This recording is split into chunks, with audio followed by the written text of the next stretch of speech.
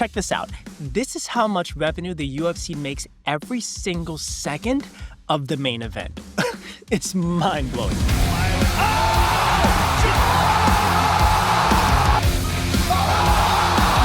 Sterling on it. Minute gone by, round 2.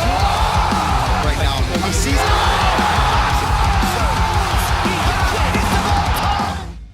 Are you seeing what I'm seeing?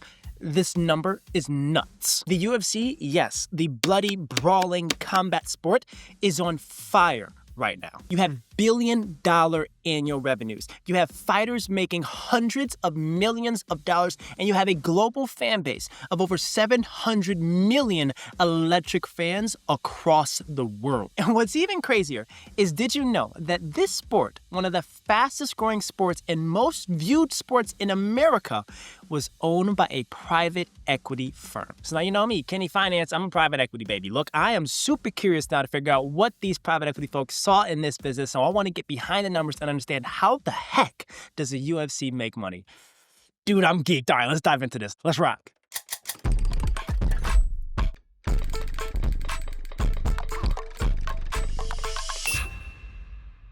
All right, so let's roll the tape back a little bit. So before this was a billion-dollar content empire, the UFC was considered a barbaric sport by U.S. politicians and fans all across the world. No one really liked it that much. It was too gory, too bloody, and not really classy. In fact, it was actually banned in 30-plus states, and John McCain called it human cockfighting. Out of all things. That's very rude, by the way. But then along came a young, scrappy, ingenious business person named Dana White. He was a former boxer turned promoter in Vegas, and he teamed up with some billionaire casino brothers, and they bought the UFC for $2 million. TLDR? That's a freaking steal, right? But bear with me. So over the next 2 decades under Dana White's leadership, they transformed the UFC from a $2 million human cockfighting pit to one of the most valuable sports in the entire world. Today, the UFC is broadcasted to over 170 different countries to their 700 million plus fan base. And they bought it for $2 million. And guess what? It's not just about the views. In 2023, the UFC brought in $1.4 billion in revenue. That is more than the postseason revenue of the NHL. So that's just a tone of the evolution of this incredible sport called the UFC. Starting from literally being banned in 36 plus states to being bought by $2 million, dirt cheap, by Dana White and some casino brothers, to now generating billions of dollars of revenue each year. So now let's get a little bit nosy and dive under the hood and figure out what is this business of ultimate fighting. So the UFC is not just about brutal knockouts. What even carries a heavier punch are the financials of this and the different revenue streams that come into building an ultimate main event fight. All right, so let's dive into all the different revenue streams of the UFC. Number 1, pay-per-view. This is the bread and butter of the UFC revenue engine. Without this, the lights aren't kept on, okay? Let me break this down. A single pay-per-view event purchase sells for around $80, and you typically buy that per household or per TV. And what's nuts is that these UFC main events can bring in millions of buys just off of pay-per-view. Let's give you an example. UFC 229, Khabib versus McGregor. This main event brought in 2.4 million buys off of pay-per-view. You do the math. 80 times 2.4 million, that gets you around $192 million of revenue in one night. So there you are, making hundreds of millions of dollars just from people watching your main events at home. Now the second revenue stream, media rights. The UFC partnered with a large media platform called the ESPN. You might know it. And the ESPN pays UFC $300 million to have broadcasting rights to have UFC events on ESPN. Why they do that? Because there's so many eyeballs, 700 million fans, that want to watch fights. And if the ESPN can have media rights and showcase those fights on ESPN networks, you're bringing in views, you're bringing in ad revenue, etc. So it's a genius play by the ESPN, but it brings in straight cash for the UFC. Now the third, sponsorships. The next time you watch a UFC fight, I highly encourage you to check out the different brands that you see. Try to count them across the entire broadcast. From the walkouts, to the mats, to the octagon, to the gloves, to even the fighters' shorts. Big brands like Prime, T-Mobile, you name it, are paying to have their brand showcased to these millions of viewers. So they are cutting large checks to the UFC and some of the fighters to showcase their brands through sponsorships. Venom is a really good example. It replaced Reebok, and it is literally turning these fighters into walking billboards every time a main event is streamed. Genius for a business like Venom. And those are the big three. There are other revenue streams like actual live ticket sales, like actually showing up to an event and buying yourself a ticket. And there's other things like international licensing, there's merchandise that you can sell, there's video games, there's UFC passes, all kinds of things just to bring in incremental revenue that adds up to 2023's $1.4 billion for the UFC. And guess what? That revenue number only keeps growing. So now when you zoom out, you understand that the UFC is not just about fighting. It is about media, it is about content, it is about business and billion-dollar sponsorship, media rights, and pay-per-view empires, essentially. So shout out to Dana White for having that vision of turning this very bloody combat sport into a multi-billion-dollar media engine. Like, this is almost on the Disney level of monetization, taking a loyal fan base, large viewership, incredible, exciting product and media, and turning that into a cash printing machine. I love these kind of things. And you know who else loves these kind of things? Private equity. Now, before I tell you about the incredible story of the private equity play, let's talk about the cost of the UFC. Well, one of the large ones is actually paying the fighters. And what's funny is the fighters in UFC actually aren't paid that much. I think like the average salary of a UFC fighter is around like $150,000, $160,000. And like Patty, one of my favorite fighters, he mentioned that he took a pay cut just to join the UFC. Now, that's his salary. But given his fanfare and how popular he is likely making it on the back end with sponsorships and other prize money and things like that. But for the UFC, they do have a cost bucket associated towards paying some of the fighters. Now, what are the other things? There are things like event setups. They're doing 40+ live events all across the world that require staff, that require security, that require equipment setup, production, post-event production, all kinds of things. But at the end of the day, like, how profitable of a sport is this?